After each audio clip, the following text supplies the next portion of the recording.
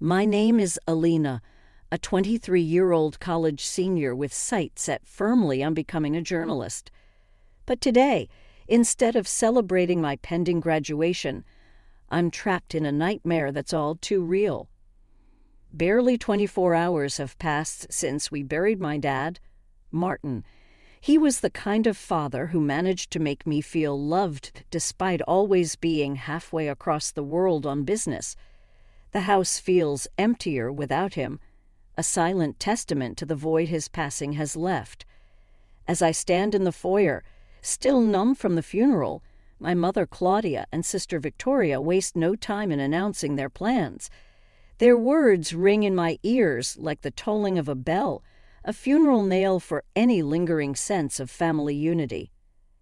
"We're going to sell this house," Claudia says, the cold glint in her eye betraying her feigned solemnity. "Start looking for a new place, Elena. You better be out soon." I can hardly believe what I'm hearing. Before I can process the loss of my dad, they're already thinking about money and what they can gain from his death. It feels like a betrayal too large to comprehend. "Do you think you're entitled to anything, do you?" Victoria taunts her boyfriend, J.N., chuckling beside her. Their cruel amusement makes my blood boil. I shouldn't be hearing these words, not at this moment when the pain is so raw. I never understood their greed, their obsession with wealth and appearances. I was the family outcast, too serious, too studious, Elena the dreamer they'd mock. And now, faced with their scheming, all the years of indifference and mockery come to a head. "You're the worst," I cry out, unable to rein in my anger. "I'm done with this. I'm done with all of you." The bell rings, punctuating my outburst. Irritated at the interruption, I wipe away angry tears and swing the door open. A man in a dark suit stands before me, a briefcase in hand, his face striking a chord of vague recognition. "My condolences," he says solemnly. "May I come in?" Who is this stranger with a tone so grave appearing at the most unexpected time? I'm not ready to deal with anyone else, not now, but something in his gaze tells me this isn't a mere courtesy visit. I step aside and let him enter, wondering what this could possibly mean for the fragile remnants of our broken family. The echo of my father's laughter once filled the hallways of our home, a balm to the sting of my mother and sister's sharper tones. Now those walls seem to press in on me, the memories of their hurtful words blending with the emptiness his absence has wrought. I'd always sought solace in my studies, believing that someday those books would lead me to a life of purpose free from the shallow desires that drove Claudia and Victoria. But as I sit at the dining table, it's hard to focus on anything but the void Martin's passing left behind. Silent meals had become a new norm since Dad got sick and then passed away. Victoria would be on her phone and Claudia would flip through high-fashion magazines, their detachment from our reality stark and unyielding. Their latest plan to dispose of our home and leave me behind hammered the final nail in the coffin of our family bonds. They seemed so eager to chase their fantasies of luxury condos and designer lives that nothing else mattered. Dad had been our anchor, and I'd expected at least a pretense of unity after he was gone. But now faced with their naked opportunism, the lie of family was exposed, and something inside me snapped. Tired of being the outsider, the one who cared, I was ready to walk away from it all.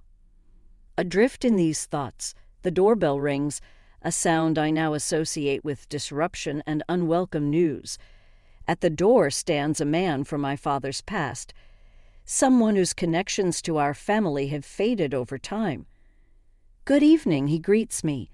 "I need to speak with you about your father's affairs." His solemn tone carries a formality that seems out of place in our disheveled living room, now a stark reminder of our discordant family. I nod, gesturing for him to sit down. Claudia and Victoria peek from the kitchen, their curious faces pinched with irritation. The man pulls out a stack of papers from his briefcase, his expression grim. "I'm Mr. Adams, your father's attorney. He entrusted me with his will and some final instructions," he explains as he adjusts his glasses, preparing to deliver news that feels poised to shake the foundations of our already crumbling household. Claudia leans in, her interest piqued. Victoria tries to look uninterested, yet hovers close by as Mr. Adams begins to speak.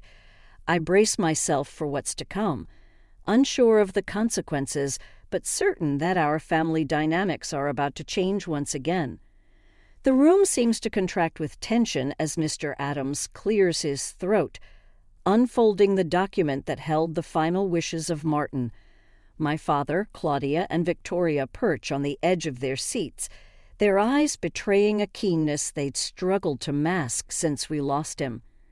"In accordance with your father's requests," Mr. Adams starts, "I am here to read the will and begin the process of executing his instructions." He looks around at each of us, perhaps gauging our readiness for what he's about to divulge. I can't help but feel a sense of dread. Growing up in the shadow of my mother and sister's expectations had taught me to expect little, to brace for disappointment. Yet as the attorney's words begin to flow, it's evident that our expectations are about to be overturned. To my daughter Elena, he continues, I leave the entirety of my estate, including the family home and all accumulated savings and investments.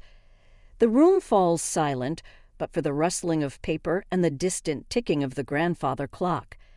Mr. Adams continues to read, but I barely register his words. All I can hear is the thundering beat of my heart and a kind of ringing in my ears. It can't be right. There must be some mistake. Finally managing to stammer, my voice sounding foreign to my own ears, I ask, "But why?" Victoria's chair scrapes violently against the floor as she stands, her eyes widening in a mix of shock and fury.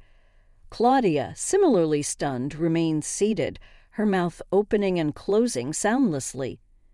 John, who had until now hovered quietly in the background, steps forward as if to protect or perhaps restrain Victoria. This is some kind of joke, right? He demands, but Mr. Adams simply offers a somber shake of his head. There's no error, he assures us. Martin was very specific in his directive. He believed that Elena, with her convictions and work ethic, would best honor his legacy and manage his assets responsibly. Claudia finds her voice as disbelief gives way to anger. But what of us? She snaps, her mother and sister. Are we to be left with nothing while she takes everything? The question hangs in the air, a palpable cloud of resentment radiating from my mother and sister. I'm at a loss for words, torn between the immense responsibility thrust upon me and the sting of their evident greed. Mr. Adams meets my gaze. Martin had his reasons, which he believed would be understood in time. For now, we must discuss the next steps and the details of the estate. As he talks, I can't help but wonder what my father saw in me, what faith he had placed in my hands, and how I could ever hope to fulfill it amidst the ruins of our family unity. The silence after Mr. Adams's revelation feels almost as heavy as the sadness that gripped me during my father's funeral. Claudia and Victoria's outrage fills the room, crashing against my shock like waves against a cliff. For a moment, no one speaks. We're trapped in a standstill, the implications of my father's will cutting through the air like a cold wind. My reasons, Mr. Adams finally continues, looking directly at me, were detailed in a personal letter left to me by your father for you, Elena. I'm to give it to you after the reading of the will. Victoria's voice breaks the spell. But there must be some mistake. I mean, she can't just get everything. Her words ricochet off the walls, heralding a battle I have no desire to fight. John puts a restraining hand on her shoulder, but it does nothing to dampen her spirit. And what about us? What are we, strangers he decided to discard after everything we've done for him? She seizes upon the words like a weapon, her voice rising to a crescendo of disbelief. Claudia's mask of shock peels away, revealing the anger beneath. Exactly. There must be some provision for this, some oversight or option for dispute. This is preposterous. Her hands grip the arms of her chair, knuckles whitening. I finally find my voice, feeble though it sounds even to my ears. I don't understand. Why would Dad do this? What was he thinking? My mind races with unanswered questions, all pointing to a man I realized I may never have truly known. Mr. Adams removes his glasses, pinching the bridge of his nose before responding.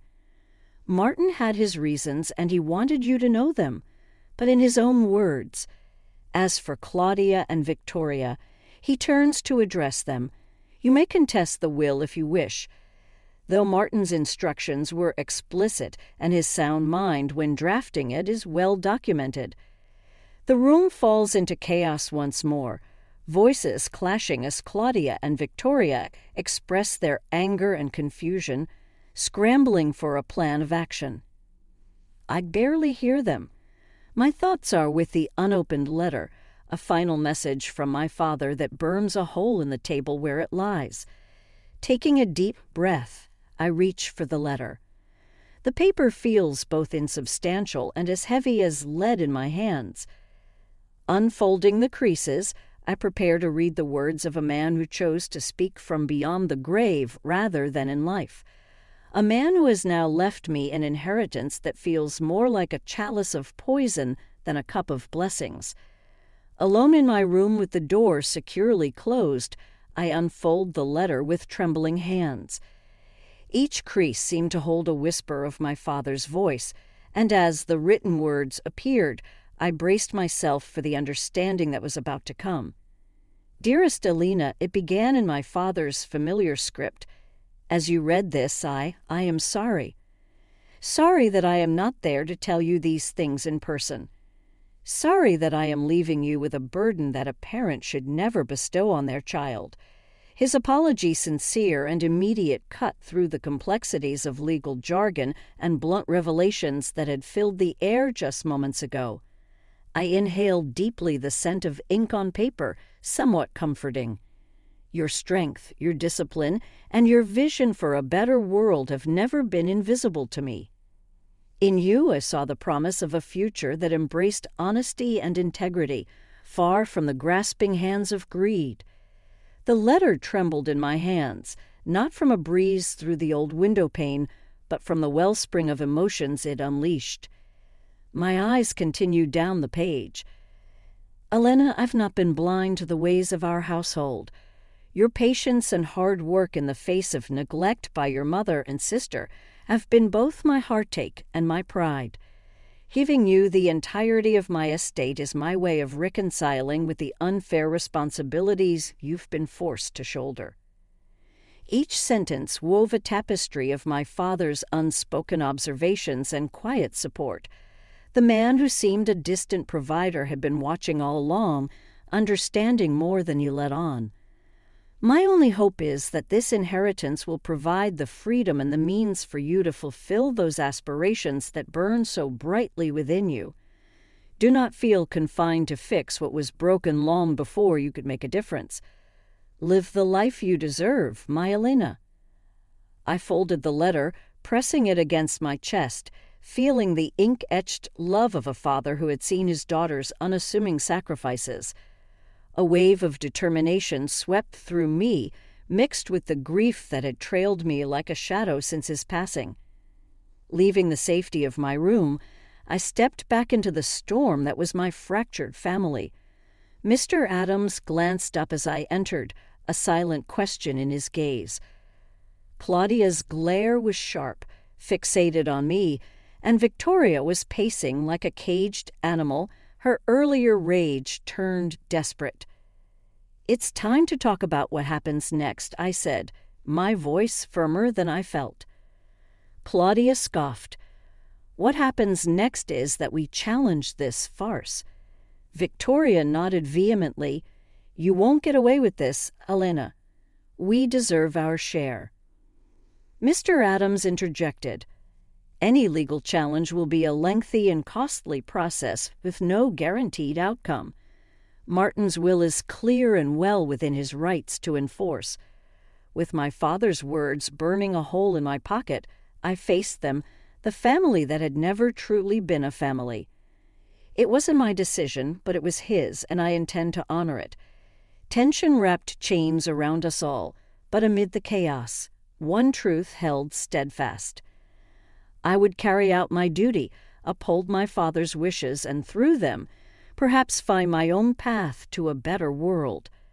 In the following days, the house became a war zone of oppressively silent mornings and thunderous arguments. Victoria and Claudia scoured legal forums and consulted with lawyers, desperately seeking a loophole to contest the will. They clung to the belief that they were entitled to Martin's legacy, viewing it as their rightful due rather than the gift of a man's life's work. Despite their efforts, Mr. Adams remained unflappable, a steady pillar amid the tempest. "The will is airtight, Elena," he assured me once again over cups of tepid coffee in the formal dining room. "You need not worry about their threats." Yet even with his reassurances, guilt gnawed at me. Was it right to accept everything while my mother and sister got nothing? The logical part of my brain reminded me that my father had his reasons, but my heart couldn't shake the residual familial obligation, a desire to mend what was broken even when I knew it was beyond repair. I spent my days preparing for the inevitable legal challenges and familiarizing myself with Martin's finances. The responsibility was daunting, running the numbers, making decisions about property and investments I never knew existed. Each step felt like wading through fog, but I was determined to see it through, to build on the small beacon of trust my father had left me. It was during these sessions of poring over financial statements that my mind would wander to the life awaiting beyond these walls. How to use this inheritance to forge a path aligned with my own values, how I could make a lasting impact amid the chaos. Claudia and Victoria grew increasingly agitated, their true colors seeping out in bursts of pettiness and spite. In an impulsive display, Victoria claimed sentimental family heirlooms, while Claudia hinted at dark secrets that could tarnish Martin's name. Their insinuations aimed to wound, to shake my resolve, but I had become adept at navigating their emotional minefields. One particularly tense evening, the air thick with unsaid threats and frigid stares, I reached my breaking point. "Enough," I said, the single word slicing through the tension. 3 pairs of eyes fixed on me, uncertain, wary. "I can't give you what Dad didn't leave for you, but what I can do is help you start over somewhere else," I continued. Their shock was palpable, an abrupt shift in the dynamic they had been fueling. "It won't be a life of luxury, but it will be a fresh start," I offered. Claudia's laughter was sharp, humorless. "A concession prize from our dearest Elena. How magnanimous." Her sarcasm was a familiar sting, but it glanced off the armor years of antagonism had helped me forge. "It's not a prize, it's a choice. Take it or leave it, but understand this. I am moving forward with or without your acceptance." Their response was a symphony of silence and grudging nods, a tenuous agreement forged at the crossroads of greed and survival. As I retreated to my room, the letter's weight in my pocket reminded me of the journey ahead, one where I'd navigate not only the inheritance, but also who I would become as a consequence of it. The days turned into weeks as my life became a routine of meetings with Mr. Adams and navigating the complex process of realizing my inheritance.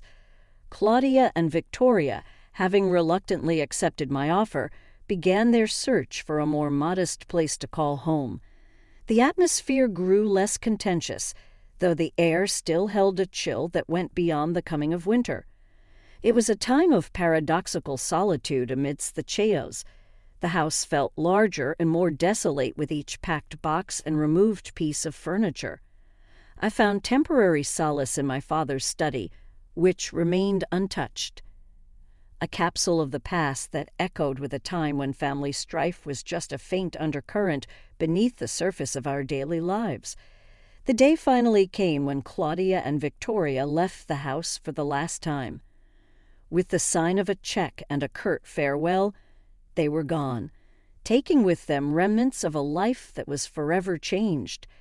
Standing in the doorway, I watched as their car disappeared around the bend, feeling an unsettling mixture of relief and sorrow.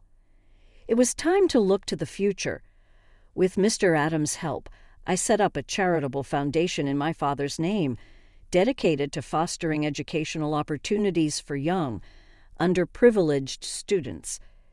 Students like the younger version of myself, who once believed her dreams were unattainable within the confines of a home that didn't understand her aspirations. I enrolled in graduate school, pursuing a program in journalism that would put me on the path to the career I'd always envisioned. As I worked towards my master's degree, I used the network my father had left behind, along with the resources now at my disposal, to intern at a prominent newspaper. My life was busier than I ever imagined, filled with the pursuit of stories and justice, just like I discussed with my father on those long-distance calls that now felt like a lifetime ago. These days, I'm always on the go, carrying with me the principles that he instilled in me. The house, once a cage of sorts, began to feel more like a home as I made it my own. I repainted walls, rearranged furniture, and even adopted a rescue dog, a joyful presence that filled the emptiness with barks and boundless energy. The rooms that had once witnessed family feuds now opened up to friends, colleagues, and laughter. Sometimes I'd find myself in my father's study, poring over his old letters and the faded pages of his books. My eyes would linger on the signature at the bottom of his letter, the final message that had altered the course of my life. "Duty and love," he wrote, "are the strongest forces we wield. Use them well." And in those quiet moments, surrounded by the legacy of words and wisdom that my father left behind, I'd whisper